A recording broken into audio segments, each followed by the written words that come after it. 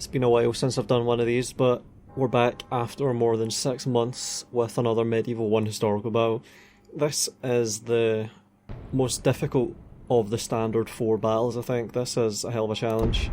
Gonna be doing Stamford Bridge. This is the one where a single Viking holds the bridge and slays about 40 Englishmen, I think it was. Obviously, the records are not good and a lot of this is going to be mythologised, but the way it is supposed to have gone is the Viking army was preparing for the battle, and to buy time, one berserker, I think it probably would have been, held the bridge, and obviously it's like Thermopylae, except maybe the most extreme example in history that's recorded like this. I think there's a few more, like you hear about Japanese samurai doing similar things, but this one actually happened, quite assuredly. I think he killed about 40, and then it's supposed to be that some guy floated underneath the bridge and stabbed him, but that's where I would think, nah, that's mythologised, that's just like a brainworm that perpetuates through the meme value.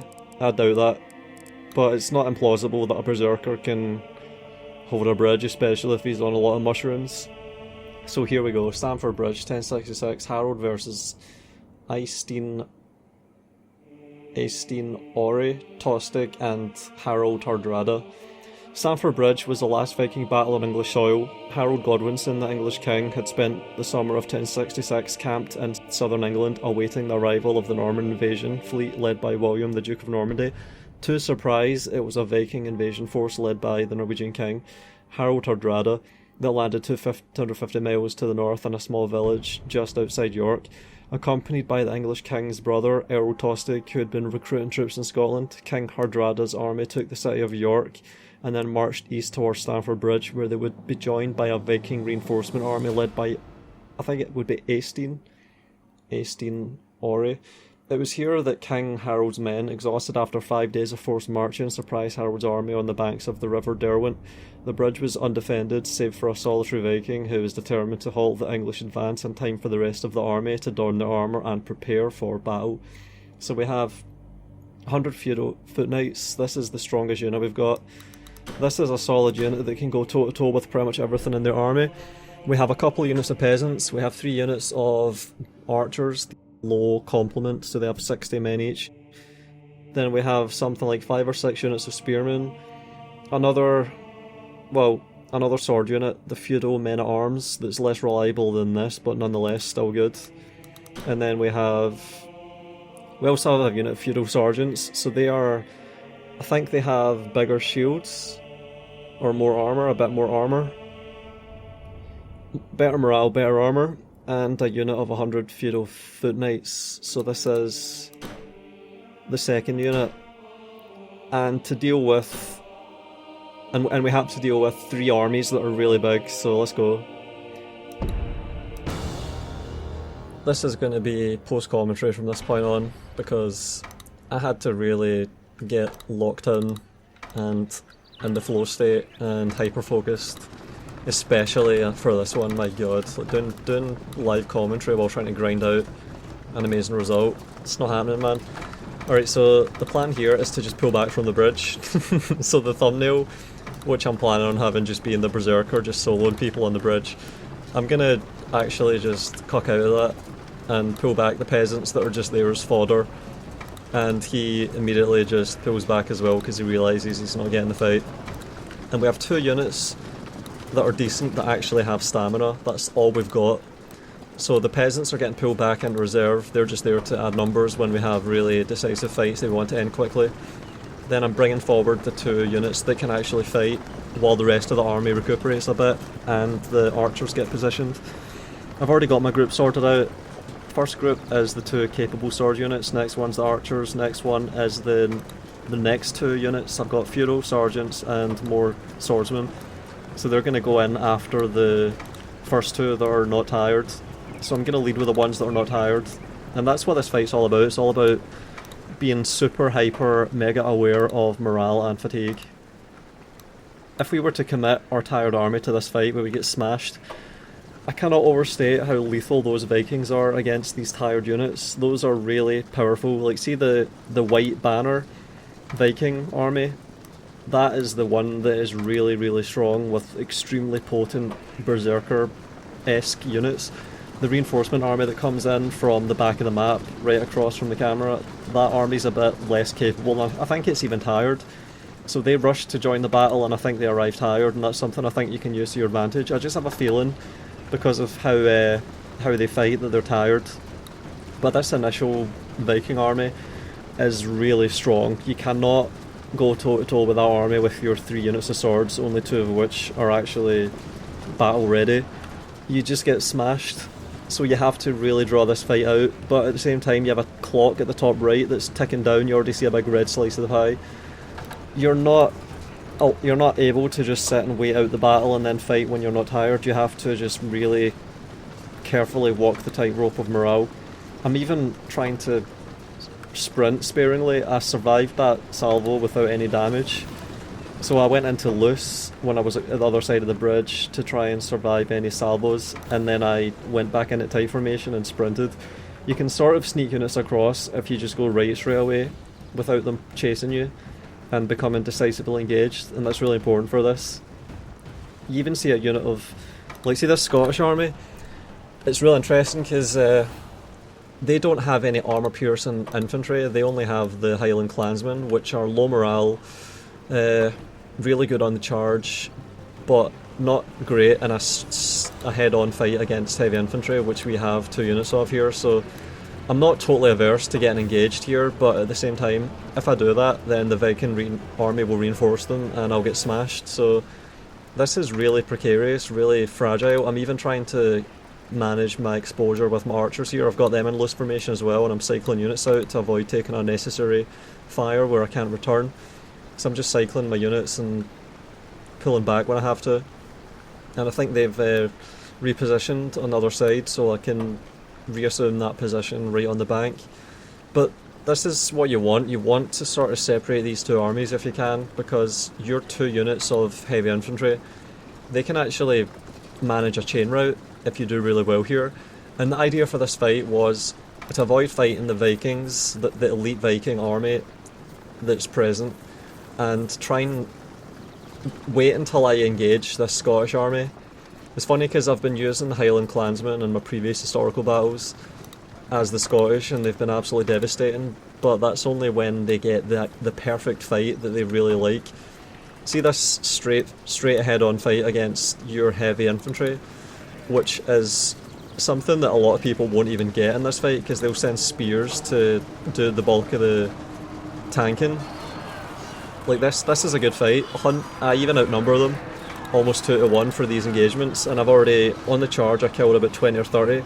I took no losses to their charge there because of my armour. I've got fully upgraded armour on this general, and I'm using this as the tip of the spear to break through. So I'm trying to break through from the left and cause them to route right up into the other army as it comes in.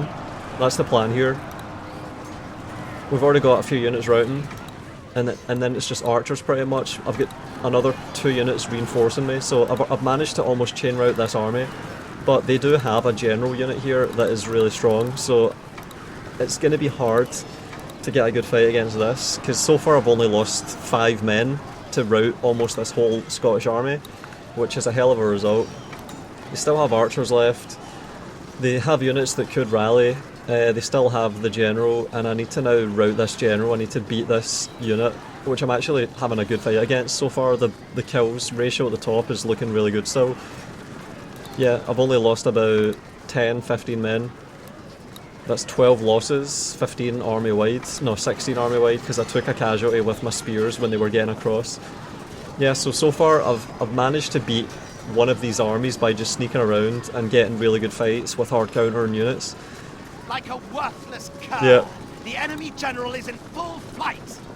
You're not supposed to be able to do this. You're meant to always get tangled with that Viking army that has all the elite units, because this is like a levy army that's just meant to reinforce the real army there to the left. So I've already managed to defeat probably the weakest third of this entire army, and it might even help me if I can have the reinforcements come in while these units are fleeing into it, and that's my plan here. That was the whole plan. To defeat the Scottish army first, And my archers are now getting favourable shots because this whole army has shifted its facing and the ends are within range of my archers, which is good because those are the units that you want to be hitting. The best target possible is their general because, man, their general unit, oh my god, it can wipe out half your army. It's ridiculous. Like, they're Vikings that I think have max XP. They're totally fresh and your army's tired. If they fight you on the bridge, I think they could actually just hold your entire army on the bridge. But here comes the reinforcement army. The plan here is to kill the general while blocking the rest of the army. I don't really want to get engaged with the rest of the army because they have Vikings, which are really strong against my armoured infantry here. So I don't want to really engage with them, I just want to block them until the general's dead. So I'm sending my general here to meet their general.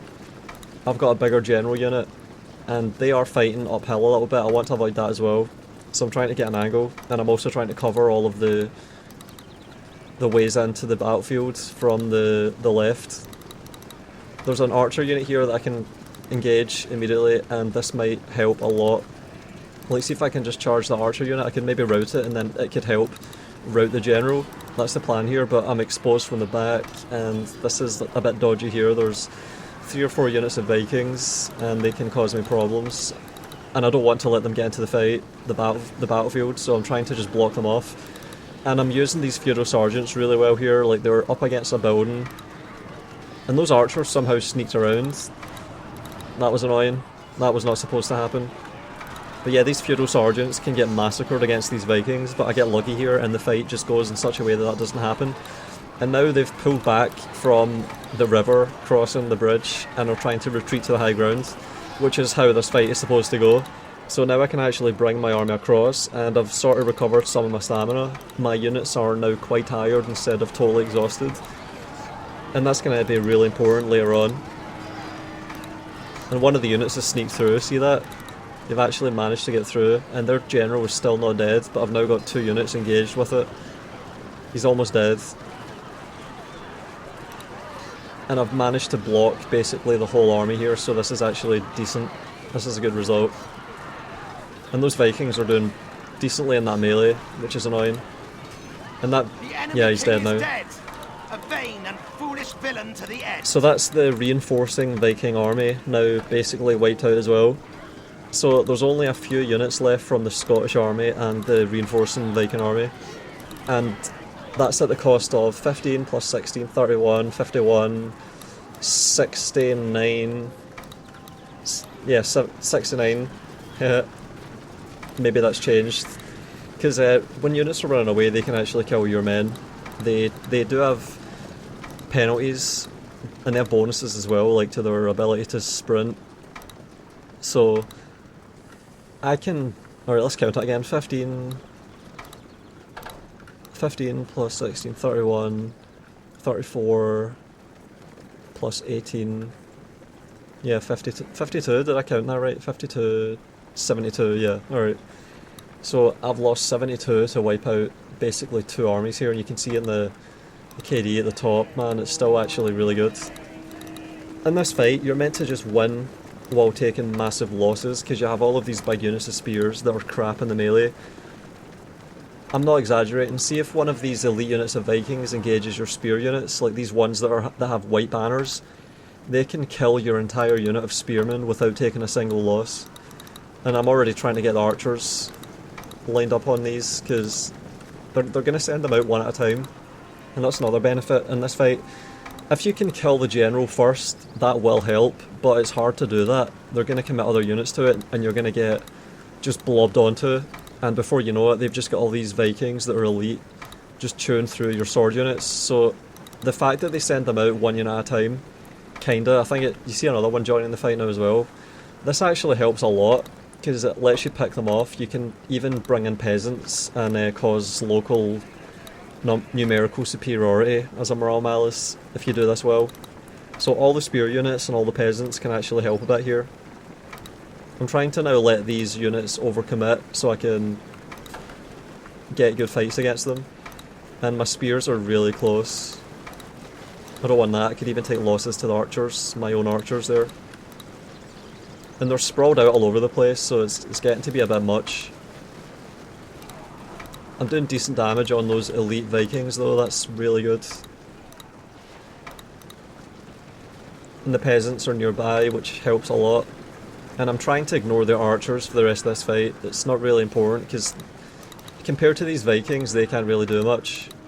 And this is as good as it's going to get, like a slight downhill charge against this elite unit that's already been weakened. So I outnumber it 2-1 now. And I'm trying to flank it and get peasants around it to scare it. This all makes a big difference. This has turned what could have been an absolutely shit fight, shit engagement, into a pretty decent one. So I'm going to take this. And I'm trying to now get it to rout. There we go. That worked. See, it worked. Numerical superiority did really well there. And if I can get more of their units to expose themselves like that, that'll help. But the clock is ticking down. You're really on a time constraint here. And anything my units do gets them tired again really quickly, because once they are exhausted or very tired, they're never going to be fresh again. This is another thing. You can sort of keep your units fresh as long as they don't do anything, but once they're not fresh anymore, they're going to stay tired for the rest of the fight. But if they're exhausted, they can recover to being really tired. Like, you see it with the 2 bars on all the unit cards. Two bars is the most they'll have for the rest of this fight. And you can still do a lot with 2 bars when they're quite tired, but when they're exhausted they can't even sprint. So you want to try and keep your units from being exhausted, or getting to the point of being very tired if you can help it. Like, it's a one-shot thing. If you're going to get a unit to be exhausted, you should try and exclude it from the rest of the fight, generally. Because it's gonna suffer for the rest of the fight. It's going to be really close to being exhausted. If it gets into just one long fight, it's going to be exhausted, and then you have to let it recover all over again. And I'm getting good damage now with my archers. I've saved their ammo for this whole fight pretty much. Didn't have them shooting at enemy archers or other shit targets, and it's paid off. And I've got all these units that I can use to chase after the archers, so I'm going to be doing that. I baited them a little bit with my sergeants there, my spearmen. So that's something you can do with your spears, bait them into getting distracted and dispersed. Yeah, that's another unit gone. That was really good. It routed at 24, that's a really good result. Now I can keep trying to envelop and position. This is a positioning fight now, that's what this is. I've got spear units chasing archers, keeping their fire off of my swordsmen. That's basically what they're for. At this point, just keeping my swordsmen not exposed, protected from archer fire. There's another unit of Vikings on the hill, so it has the high ground on me a little bit, and I'm trying to pull away from it, but I can't do that, so I need to just commit to this fight now. And I'm trying to do them one at a time. They've still got a few units of Vikings here, and like I said, if they get into a fight with my spears, then I'm just going to take massive losses. But there is a unit of non-elite Vikings there that I can engage with my spears, but I think I attacked it by accident. See, if that was an elite unit of Vikings, I would have lost the whole unit there for free, basically. Alright, now there's 2 units getting engaged, it looks like. And then at the back it's just archers, and then the general unit. The general unit in the tree line is the worst. And now they're having to retreat from my spears, the archers are having to pull back. And I think I've managed a chain route there on the bulk of their remaining elite infantry. And now all that's left pretty much is the general unit, so I'm doing the same thing again, baiting with the spears, getting all of my swords to commit to that fight. This is the most important fight, so they all have to be doing that. And my spear unit at the back is winning its fight. I think it lost 12, it's at 88. 88 remaining, so it lost 12 to kill a unit of non-elite Vikings, so that's a good result. And I'm focusing all my archer fire on the general, so I could try and avoid melee and just let the archers shoot, but I decided to just shoot at them until I can't anymore. Did a few casualties, a little bit of damage, and now it's just about swarming this unit, surrounding it, causing the numerical superiority to help me. But it doesn't really work on this unit. This is the one unit on the field that has the extreme morale, so it doesn't really work. I take a lot of casualties on this fight, but there's no way around that really, short of getting archers and just firing into it, but the clock's ticking down, I'm running out of time, so I need to win this. And I think this is the last real unit on the field. So I even take my feudal sergeants out of stand grounds and I go for the charge, which they can do well because they have spears. Spears are a good charge, so they're going to do quite well in that initial charge, but then they're going to start taking a lot of casualties as the target turns around. You can already see my sergeants are at 75, 72, 71, 70, yeah, they're taking casualties, so a lot of my casualties get taken in this engagement here. They still have 17, I'm at 64 now on my feudal sergeants, and my general was at 23, so my general did a lot. The enemy king flees Yeah. with the grace of a Spanish And that's them running away flag. with 9 left, which is a really good result, because they can fight right down to the king as the last man. That happens sometimes. This is a hell of a battle, like this is probably Total War at one of its peaks like this. There was so much that was good about this fight. If you haven't played Medieval 1, you really have to do it. If you haven't played this battle while playing Medieval 1, you really have to do it and see the challenge, because man, if you don't know what you're doing, this fight can be absolutely impossible and hopeless if you don't know what you're doing. But if you just do everything right, or get a lot of it right like I did here, then you can manage results that previously seemed impossible. At this point I'm kind of worried because the clock's still ticking down, but I don't have the victory yet. And I'm just looking now because I think if I'd killed the general, because he's running off the field as the last man in his unit, I think it would have ended here, but the clock is still ticking down, I think. I think I might have won though at this point, I don't know. The game might not have registered that I've won yet, even though I have. But yeah, if you look at my army, all of my archers are alive basically, all my peasants. God. What a result. And you can hear them getting slayed there by the general. He's still chasing and cutting them down. And if there's any unit that's going to manage a safely good KD, it's him. And now back to my live commentary. Holy shit! Oh my god. Way less than half. Holy fuck. Oh my god, I've still got 1,000 men.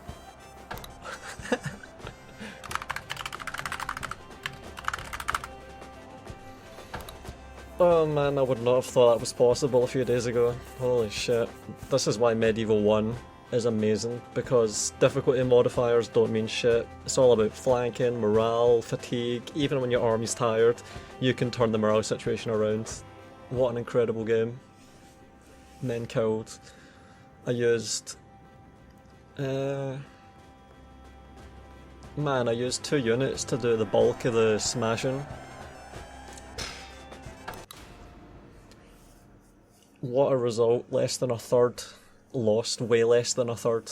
Holy shit. Amazing. They killed almost nothing. Look, they got no good engagements. Jesus. What a game.